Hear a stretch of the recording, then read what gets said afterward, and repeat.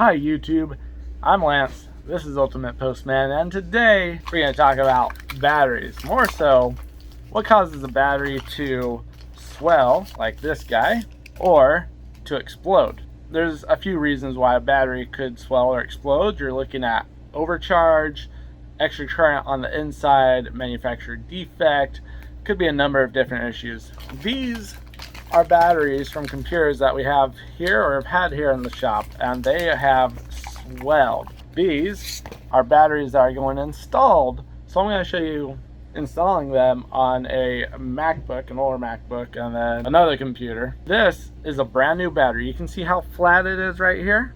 It's nice, it's flat, it's not bulging out, versus something like this where you can tell that the cells are really coming out and circulating out. That's from gas buildup.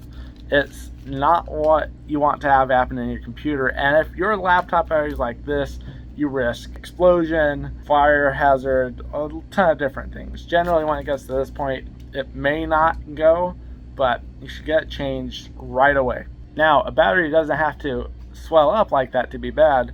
This battery is not swollen. This battery needs to be replaced because it just doesn't hold a charge anymore. This laptop is multiple years old. This came out before 2012.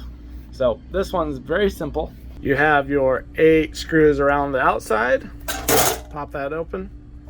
Then you have 2 triangular screws or tri-point screws right here.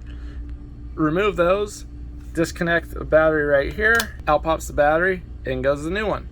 If you have a MacBook, your battery might be right below where the trackpad is. If your battery swells, that will cause your trackpad not to work properly. A lot of people assume that's the trackpad that's gone bad, when in fact the battery's pushing up against the trackpad and it's not going to work.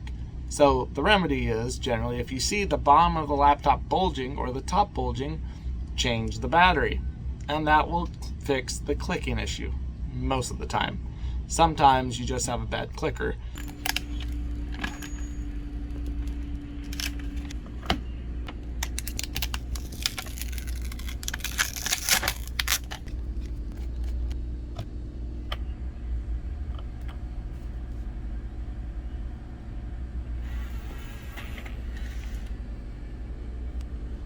Just like on the Apple, we had to remove the bottom cover, which is fairly easy. This one had an optical drive that we had to remove too. Out comes the old battery after you unscrew it.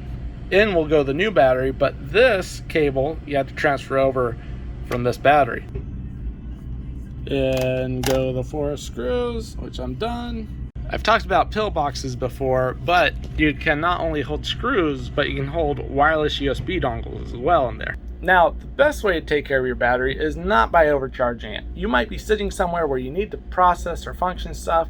If you leave your battery on the charger all the time, it will overcharge it, even though a lot of laptops now come with charging limiters on there. To not be the case, but now they do, but you can still overcharge your battery. The more you overcharge your battery, the less performance and capacity it's going to have. So here is the best way to charge your battery from all my years experience doing this. First time you get your laptop, computer, whatever, you get a replacement battery like this, charge it up to 100% and give it a few more hours.